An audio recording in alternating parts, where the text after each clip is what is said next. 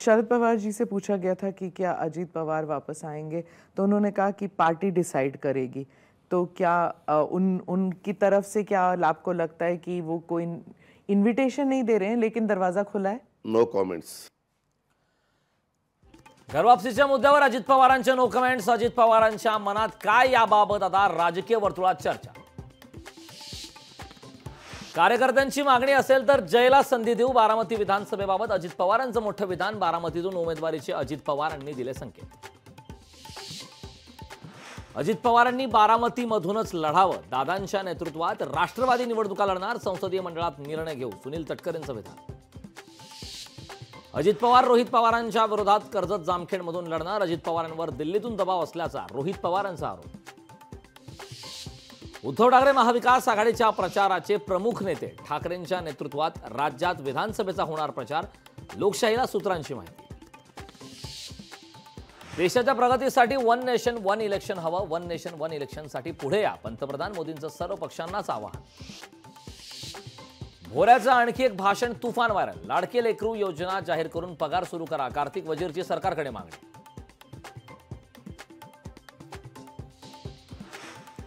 भाजपचा धाराशिव विधानसभा मतदारसंघावर दावा, महायुतीत धाराशिवच्या जागेवर वाद होण्याची शक्यता। नागपुरात देवेंद्र फडणवीसांच्या हस्ते क्रीडा संकुलाचं उद्घाटन, उद्घाटनानंतर फडणवीसांनी विविध खेळ खेळण्याचा लुटला आनंद। स्वातंत्र्य दिनानिमित्त मुंब्रात टिपू सुलतानचे बॅनर, तिरंगा रॅलीमध्ये झळकले टिपू सुलतानचे बॅनर। वैद्यकीय क्षेत्रात 5 वर्षात 75,000 जागा निर्माण करणार, पंतप्रधान नरेंद्र मोदींची घोषणा।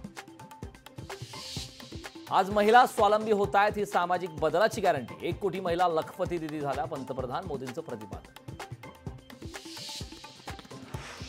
बँकिंग मजबूत झाल्यामुळे देशाची अर्थव्यवस्थाही मजबूत, भारत लवकरच तिसरी मोठी अर्थव्यवस्था बनणार, पंतप्रधान मोदींनी व्यक्त केला विश्वास। आमदार सुनील शिंदेंनी पालिका अधिकाऱ्यांना सुनावलं, वरळीतील पाण्याच्या समस्येवरून सुनील शिंदेंचा अधिकाऱ्यांना दम। बीडमध्ये पालकमंत्री धनंजय मुंडेंना दाखवले काळे झेंडे, माजी सैनिक प्रकाश वाघमार यांनी दाखवले धनंजय मुंडेंना काळे झेंडे, निवेदन दिल्यानंतरही काम होत नसल्याचा प्रकाश वाघमार यांचा आरोप। लाडकी बहीण केव्हा सावत्र होईल सांगता येणार नाही, लाडकी बहिणीवर प्रणिती शिंदेंची सरकारवर टीका।